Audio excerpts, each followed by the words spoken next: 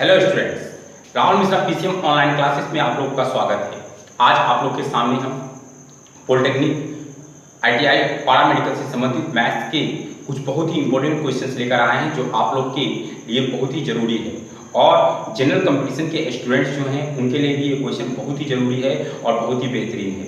जो नए स्टूडेंट्स मेरे से जुड़े हैं वो चैनल को सब्सक्राइब कर लेंगे ताकि नेक्स्ट वीडियो का नोटिफिकेशन आप लोगों तक आसानी से पहुंच जाए। तो ठीक है, आज का सेशन स्टार्ट करते हैं। आज का पहला क्वेश्चन जो है वो कह रहा है कि यदि समीकरण x² + ax + b = 0 और x² + bx + a = 0 का एक मूल उभयनिष्ठ हो तो a + b का मान क्या होगा। बहुत ही बेहतरीन क्वेश्चन है।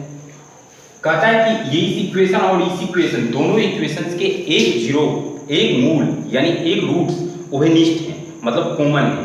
तो पूछता है कि a + b का वैल्यू क्या होगा। देखिए, सबसे पहले x² + ax + b = 0, ये आपका इक्वेशन फर्स्ट है। x² + bx + a = 0, ये आपका इक्वेशन नंबर क्या है, सेकंड है। इसका एक उभयनिष्ठ मूल, तो मान लेते हैं कि एक उभयनिष्ठ मूल जो इसका है वो क्या है, अल्फा। तो मूल यानी रूट किसका वैल्यू होता है, x का वैल्यू। मतलब ये इस इक्वेशन को भी संतुष्ट करना चाहिए और ये इस इक्वेशन को संतुष्ट करेगा, तभी ये मूल अल्फा होगा। तो मैं इसको पुट करता हूं इसमें, तो ये बन जाएगा x की जगह पर पुट करता हूं अल्फा का square plus a alpha plus b equal to क्या बन जाएगा, 0। ये थर्ड इक्वेशन हो गया। इसमें पुट करता हूं alpha square plus b alpha plus a equal to क्या, 0। इक्वेशन नंबर क्या हो गया, फोर्थ। ठीक है, अब हम क्या करते हैं, हमको a प्लस b निकालना है, तो हम समीकरण थर्ड को क्या कर देते हैं, माइनस कर देते हैं। तो करेंगे तो alpha square plus a alpha plus b equal to 0, पहले फोर्थ लिखना है। Alpha square plus b alpha plus a equal to 0, fourth लिखा गया। अब alpha square plus a alpha plus b equal to 0, minus करेंगे, माइनस माइनस माइनस, तो क्या होगा, अल्फा स्क्वायर से अल्फा कट जाएगा, b alpha minus a alpha, a minus b equal to क्या बच गया, 0। यहाँ दोनों जगह से हम माइनस कॉमन ले लेते हैं, माइनस अल्फा, तो a मेरा पॉजिटिव बन गया, प्लस और b क्या बन जाएगा, माइनस। यहाँ से 1 कॉमन लेंगे तो a minus b equal to क्या होगा, 0। इन रिजल्ट क्या आ गया, माइनस अल्फा प्लस 1 फैक्टराइज हो गया ये और बन गया a minus b equal to 0। ठीक है, इतना रिजल्ट आ गया। अब मैं करता हूँ दोनों को अलग अलग जीरो करता हूँ, minus alpha plus 1 equal to 0 और a minus b equal to 0। यहाँ ध्यान रखिए कि a माइनस b यानी a और b का अंतर 0 नहीं हो सकता, ये पॉसिबल नहीं है। ठीक है, अब यहाँ पर ये प्लस है, क्या होगा, माइनस अल्फा बराबर क्या होगा, -1, माइनस से माइनस कट गया, क्या बच गया मेरे पास, अल्फा। ठीक है, मेरा अल्फा का वैल्यू कितना आ गया, 1। लेकिन मेरे को अल्फा नहीं निकालना है, मेरे को निकालना है a plus b। a plus b का मान निकालने के लिए हम समीकरण 3 से चलते हैं। समीकरण थर्ड को देखते हैं, तो क्या है, alpha square plus a alpha plus b equal to 0। Alpha का वैल्यू 1 निकला, 1 का स्क्वायर अल्फा की जगह रखेंगे, a गुना 1 प्लस b इक्वल टू 0। 1 का square 1, a plus b equal to 0, इसलिए a प्लस b का वैल्यू कितना फाइंड हो गया, -1 और इसका राइट आंसर क्या हो जाएगा, -1। इस क्वेश्चन का राइट सॉल्यूशन हो जाएगा। कोई दिक्कत, ये इस टाइप से बेहतरीन क्वेश्चन है और आप लोग अच्छी तरीके से इसको समझिए और बहुत ही अच्छे तरीके से क्वेश्चन को समझना है। अब हम लोग क्वेश्चन नंबर 2 की ओर चलते हैं, क्वेश्चन नंबर 2 की ओर बढ़ते हैं। हाँ, तो दूसरा क्वेश्चन क्या करता है, ध्यान से देखिएगा। दो समरूप त्रिभुज ABC तथा त्रिभुज PQR की परिमाप क्रमशः 36 सेंटीमीटर तथा 24 सेंटीमीटर है। यदि PQ बराबर 10 सेंटीमीटर हो तो AB का माप पूछ रहा है कि AB का माप क्या होगा। ठीक है, ध्यान दीजिए कि दो त्रिभुज है, एक त्रिभुज क्या है, एक त्रिभुज है ABC, एक त्रिभुज ABC है और दूसरा त्रिभुज क्या है, PQR है। दूसरा त्रिभुज क्या है, PQR है और बोल रहा है कि परिमाप क्रमशः 36 सेंटीमीटर 24 सेंटीमीटर, यानी पहला का परिमाप 36 और दूसरा का परिमाप कितना है, 24 सेंटीमीटर है। यदि PQ 10 सेंटीमीटर, PQ कितना है, 10 सेंटीमीटर है, तो AB का माप पूछ रहा है कि AB का माप क्या होगा। ठीक है, तो इस क्वेश्चन को बनाने के लिए एक थ्योरम है जो आपको क्लास 10 में पढ़ना है, मैं बता देता हूँ। इसका थ्योरम क्या है कि दो समरूप त्रिभुजों के परिमाप का अनुपात उनकी संगत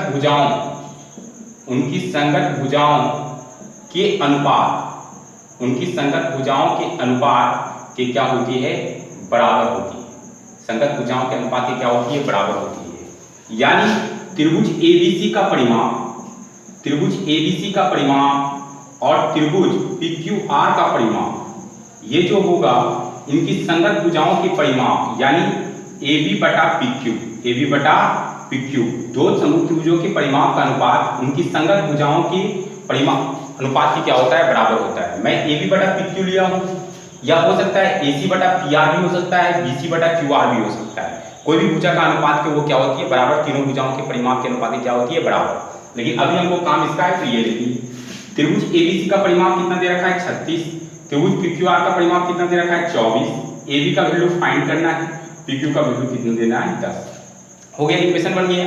अब इसको कर लेते हैं, 36 गुना 24, ये आएगा इधर गुना 10 हो जाएगा AB, ये कटेगा 6 छक 36, 6 चौक 24, 2 दूनी 4, 5 दूनी 10, 3 दूनी 6, यानी AB बराबर पचते कितना सेंटीमीटर आ गया, 15 सेंटीमीटर। इसका आंसर हो गया, यानी AB कितना लेंथ होगा, 15 सेंटीमीटर होगा। That's clear. अब हम लोग अगले क्वेश्चन की ओर बढ़ते हैं। आप लोग वीडियो पॉज करके चीजों को समझते जाइएगा, ठीक है। अगले क्वेश्चन की ओर हम बढ़ते हैं। हाँ, तो 3 नंबर क्वेश्चन क्या कहता है, ध्यान से समझिए। 3 नंबर बहुत इंपॉर्टेंट क्वेश्चन है। यदि 2x³ plus 4x² plus 2ax plus b पूरी तरह x² - 1 से विभाजित हो जाए तो a और b का मान क्रमशः होंगे। मतलब x² - 1 से ये पॉलिनोमियल पूर्ण रूपेण विभाजित है। विभाजित है इसका मतलब ये इसका गुणनखंड, ये इसका क्या है, गुणनखंड है। तो करना कैसे है, इसको देखिए ध्यान से। सबसे पहले हम लोग चलेंगे गुणनखंड प्रमेय से। गुणनखंड प्रमेय से, क्योंकि ये विभाजित है तो गुणनखंड प्रमेय लगाएंगे। गुणनखंड प्रमेय से x² - 1 को 0 कर देंगे, तो यहाँ से इसका दो वैल्यू निकलेगा, a² - b² यानी a plus b into a minus b equal to 0। ये x² - 1 इक्वल टू 0 है, तो इसको b² बना सकते हैं। तो a² - b² एक बार जोड़ एक बार घटाओ इक्वल टू 0 हो गया।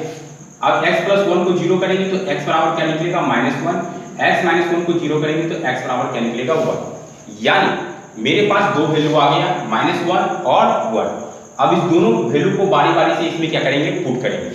तो जब x इक्वल टू हम लेते हैं -1, तो जब -1 रखेंगे पॉलिनोमियल में 2x³ plus 4x² plus 2x plus b, जैसे इसमें हमने -1 पुट करेंगे, 2 इंटू -1 का क्यूब, 4 इंटू -1 का स्क्वायर प्लस 2 -1 प्लस b, तैसे ही क्या हो जाएगा, 0 हो जाएगा। क्यों, समझिए ध्यान से। बोला है कि x² - 1 इसको पूरा विभाजित करता है। पूरा विभाजित करने का मतलब हुआ कि अगर कोई पॉलिनोमियल अल्फा इसको पूरा विभाजित करता है तो p अल्फा इक्वल टू 0, यानी इसका रिमाइंडर कितना होगा, 0 होगा। तो शेषफल कितना बचेगा, 0 बचेगा। तो जैसे ही x बराबर -1 हम इसमें पुट करेंगे तो ये पूरा पॉलिनोमियल कितना हो जाना चाहिए, 0 हो जाना चाहिए। विभाजित का मतलब होता है कि शेषफल क्या बचना चाहिए, 0। इसलिए ये पूरा पॉलिनोमियल किसके बराबर हो जाएगा, 0 के बराबर हो जाएगा। अब इसको सॉल्व करते हैं, तो 2 इंटू -1 आएगा, 4 इंटू +1 आएगा, plus minus -2a plus b equal to क्या होगा, 0। यानी यहाँ से -2 plus 4 -2a plus b equal to 0, ये 2 बचेगा। -2a प्लस b, ये +2 हो जाएगा तो क्या होगा, -2। ये क्वेश्चन नंबर क्या हो गया, फर्स्ट हो गया। कोई दिक्कत।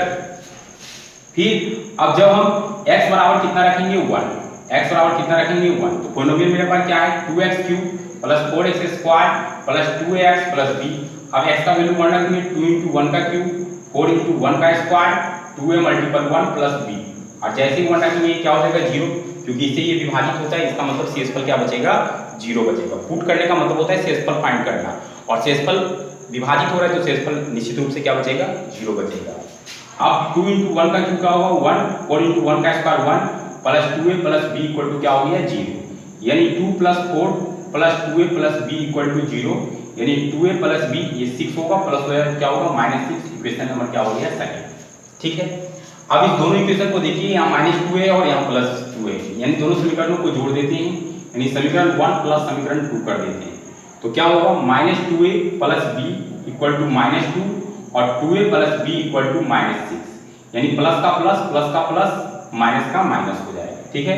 2a से 2a कट लिया, b भी कितना हो गया, 2b, और ये कितना हो जाएगा, -8 और यहाँ से क्या होगा, कट जाएगा, तो b इक्वल टू क्या बच जाएगा, -4। यानी b का वैल्यू कितना आ गया, -4। अब इस b का वैल्यू हम किसी भी समीकरण फर्स्ट या सेकंड में पुट करेंगे, मेरे को a का वैल्यू निकल जाएगा। आप लोग इधर देख लीजिए, अगर हम समीकरण फर्स्ट में रख देते हैं, समीकरण फर्स्ट से, तो समीकरण फर्स्ट में क्या है, -2a प्लस b बराबर -2। मैंने b का वैल्यू कितना लाया, -2a, b का वैल्यू लाया -4 बराबर -2, यानी -2a -4 बराबर -2, माइनस प्लस जाएगा, -2a -2 प्लस 4 यानी -2a बराबर 2 बच के गुना इधर भाग में जाएगा, a बराबर 2 बटा -2, 2 से 2 कैंसिल, a इक्वल टू कितना आ जाएगा -1, यानी a का वैल्यू -1 और b का वैल्यू -4, यानी -1 -4 इसका क्या है रिजल्ट। ठीक है, बहुत ही बेहतरीन क्वेश्चन है, आप लोग वीडियो पॉज करके चीजों को समझिएगा। मैं अगले क्वेश्चन की ओर आप बढ़ता हूँ। हाँ, तो अब हम लोग क्वेश्चन नंबर 4 की ओर आते हैं। क्वेश्चन नंबर 4 क्या बोलता है कि एक कक्षा में 60 छात्र, एक कक्षा में कितने छात्र हैं, 60 छात्र हैं, उनमें से 35 छात्र गणित पढ़ते हैं, 20 छात्र गणित एवं रसायन दोनों पढ़ते हैं, तो केवल रसायन विज्ञान पढ़ने वाले छात्रों की संख्या होगी। ठीक है, ध्यान से समझिए, मैं इसको वेन डायग्राम से बना देता हूँ, स्क्रीन में बन जाएगा। देखिए, ये आपका वेन डायग्राम है, इसमें एक बॉक्स मैथ का और एक बॉक्स केमिस्ट्री का, एक मैथ का है और एक रसायन विज्ञान का है, यानी केमिस्ट्री का है। बोला है कक्षा में 60 छात्र, यानी दोनों मिलाकर टोटल नंबर कितना है, टोटल नंबर ऑफ स्टूडेंट्स कितना है, टोटल नंबर ऑफ स्टूडेंट्स इसमें कितना है 7। ठीक है, अब देखिए क्या बोल रहा है, बोल रहा है कि उनमें से 35 छात्र गणित पढ़ते हैं, यानी पूरा जो बॉक्स से 35 छात्र क्या पढ़ते हैं, गणित पढ़ते हैं, 20 छात्र गणित एवं रसायन दोनों पढ़ते हैं। देखिए ध्यान से, दोनों का कॉमन पार्ट कौन है, ये मैथ और रसायन का कॉमन पार्ट कितना है, ये तो ये कितना है 20, ये कितना है 20, दोनों पढ़ते हैं, मतलब केमिस्ट्री भी पढ़ते हैं और मैथ भी पढ़ते हैं, दोनों कॉमन पार्ट हो गया 20। केमिस्ट्री और मैथ का दोनों पढ़ने वाला विद्यार्थी कितना है 20, तो 20 कॉमन पार्ट हो गया। लेकिन मैथ पढ़ने वाले छात्र कितने थे 35, यानी पूरे मैथ पढ़ने वाले छात्र कितने थे 35 थे। अगर ये पूरा 35 है और ये 20 हो गया तो ये कितना बचेगा 15 बचेगा, इधर 15 बचेगा, तब तो 15 20 कितना होगा 35 होगा। अगर 15 20 है तो केवल रसायन पढ़ने वाला कितना बचेगा, केवल रसायन पढ़ने वाला कितना बचेगा 60। ठीक है, पूरा 60 था, पूरा कितना है 60 है, 60 में 15 ये हो गया और 20 ये हो गया, तो 15 20 कितना हो गया 35, यानी 15 20 जो 35 हो गया, तो 35 स्टूडेंट इसमें हम लोग क्या करेंगे माइनस कर देंगे। ठीक है, 35 स्टूडेंट माइनस कर दिए, जब 35 स्टूडेंट माइनस कर देंगे तो 35 स्टूडेंट माइनस कर देंगे तो मेरे पास रिजल्ट कितना बच जाएगा, इसमें 25 कितना बच जाएगा, यानी 25 ऐसे विद्यार्थी होंगे, 25 ऐसे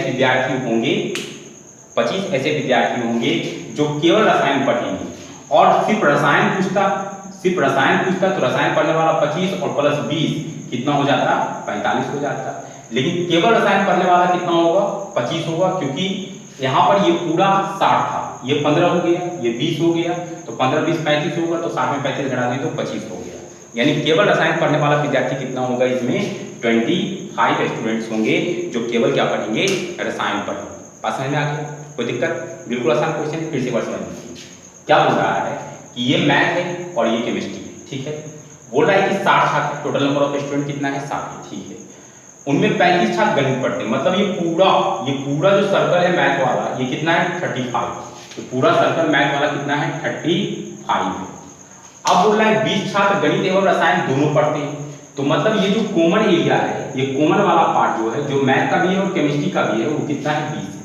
अगर ये 20 है तो पूरा मैथ का कितना था 35 था, तो ये 15 बचेगा, तब तो 15 20 35 होगा। ठीक है, 15 20 35 हो गया, ये कंप्लीट हो गया। अब हम पूछते हैं केवल रसायन, तो केवल रसायन तो यही सेक्शन बचा, तो मेरे पास टोटल स्टूडेंट कितना था 60 था, जिसमें से 15 ये ले लिया और 20 ये ले लिया, 15 20 कितना हो गया 35, इसलिए मैंने 15 प्लस 20 कर दिया, यहाँ 15 प्लस 20 कर दिया, 35 घटाया इसमें, तो कितना रिजल्ट बच गया 25, यानी 25 जो है केवल रसायन पढ़ने वाले हैं। और रसायन पढ़ने वाले पूछेगा तो 20 प्लस 25 यानी कितना हो जाएगा 45 हो जाएगा। बात समझ गए, तो हमसे केवल रसायन पूछ रहा है, केवल रसायन विज्ञान पढ़ने वाले विद्यार्थियों की संख्या कितनी है, तो वो कितना होगा 25 होगा। That's clear. अब हम लोग अगले क्वेश्चन की ओर बढ़ते हैं। हाँ, तो क्वेश्चन नंबर 5 क्या कह रहा है, ध्यान से देखिए। कह रहा है कि यदि दो धनात्मक संख्याओं का योग कितना है 25 है एवं उनका गुणनफल कितना है 144 है, तो उन संख्याओं का अंतर पूछ रहा है। तो इसका सॉल्यूशन कैसे होगा, दो धनात्मक संख्याओं का योग अकॉर्डिंग टू क्वेश्चन, दो धनात्मक संख्याओं का योग यानी a प्लस b बराबर कितना है 25 है, a प्लस b बराबर कितना है 25 है, यानी 25 है। उसके बाद बोल रहा है उनका गुणनफल 144 है, यानी ab इंटू कितना है 144 है, ab इंटू कितना है 144 है। तो पूछ रहा है ये कि उन संख्याओं का अंतर कितना होगा, यानी उन संख्याओं का अंतर पूछ रहा है। तो वी नो दैट, हम लोग जानते हैं, क्या जानते हैं, हम लोग जानते हैं कि a माइनस बी का whole square equal to formula होता है a प्लस बी का होल स्क्वायर -4ab। तो क्या हो जाएगा यहाँ पर a प्लस बी का वैल्यू कितना दे रखा है 25 का स्क्वायर माइनस 4 गुना ab का वैल्यू कितना दे रखा है 144। ये आपका 25 का स्क्वायर 625 हो गया, 16 16 1 17 4 1 5 576, यानी कितना आ गया इसका आ गया आपका घट के कितना आ जाएगा ये 49। कितना आ जाएगा 49, यानी a माइनस बी का होल स्क्वायर आपके पास कितना आया 49। इधर वर्गमूल होगा a माइनस बी बराबर √49, यानी इसका वैल्यू कितना निकल जाएगा 7, यानी इसका राइट आंसर कितना हो जाएगा 7। दैट्स क्लियर, खत्म। कोई दिक्कत? तो इस तरह से आज आपके 5 क्वेश्चंस हो गए। इसी तरह से हम क्वेश्चंस का सीरीज धीरे धीरे लेते आएंगे और आप लोग को बताते जाएंगे। ये पॉलिटेक्निक आईटीआई और पैरामेडिकल के लिए इंपॉर्टेंट तो है ही, प्लस जनरल कंपटीशन में भी इसी प्रकार के क्वेश्चंस आते हैं।